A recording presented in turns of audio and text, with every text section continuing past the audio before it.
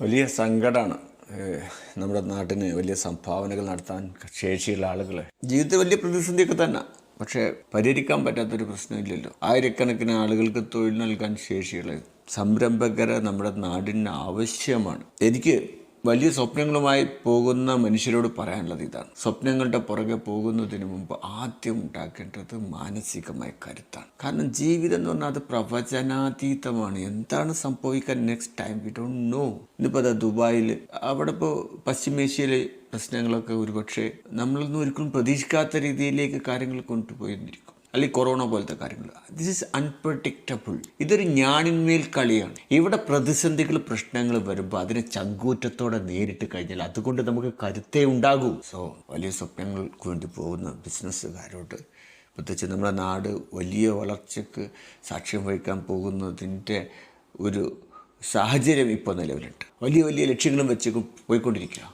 അപ്പോൾ നമ്മളെന്താണ്, നമ്മുടെ മനസ്സെന്താണ്, മനസ്സിന് ഇത്തരം വരുന്ന ചാഞ്ചാട്ടങ്ങൾ, ഒരു നിമിഷത്തെ നമ്മുടെ ഒരു ചിന്തയിലെ പഴവ് മതി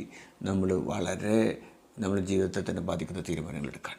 അപ്പോൾ ആ ചാഞ്ചാട്ടം പാടില്ല. കരുത്തുറ്റ മനസ്സ് വേണം.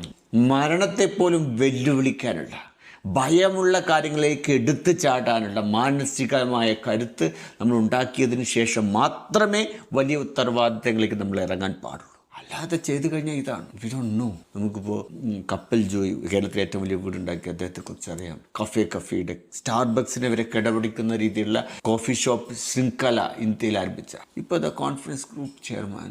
So sad.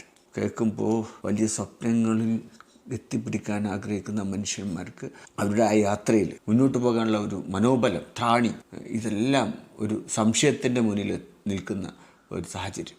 ഇതിനെല്ലാം നമുക്ക് മറികടക്കാൻ കഴിയും എന്ന് മാത്രമേ ഒരു സൈക്കോളജിസ്റ്റ് എന്നുള്ള രീതിയിൽ എനിക്ക് പറയാൻ കഴിയൂ. We can take the control of our mind. അതിനാദ്യം നമ്മുടെ മനസ്സ് പ്രവർത്തിക്കുന്ന രീതി മനസ്സിലാക്കണം. പ്രതിസന്ധികളും പ്രശ്നങ്ങളും വരുമ്പോൾ അതിനെ എങ്ങനെ നേരിടണം എന്നുള്ള ഒരു ചിത്രം, അതായത് ദ വേഴ്സ്റ്റ് കണ്ടീഷൻ, നമ്മളുണ്ടാക്കിയിട്ടുള്ള എല്ലാ വിജയങ്ങളും നഷ്ടപ്പെടുന്ന ഏറ്റവും മോശമായ സാഹചര്യത്തിൽ പോലും ഞാൻ അതിനെ എങ്ങനെ നേരിടും എന്നുള്ള ഒരു picture. The best condition and the worst condition, രണ്ടിനും തയ്യാറെടുത്തിട്ട് വേണം ഇറങ്ങാൻ.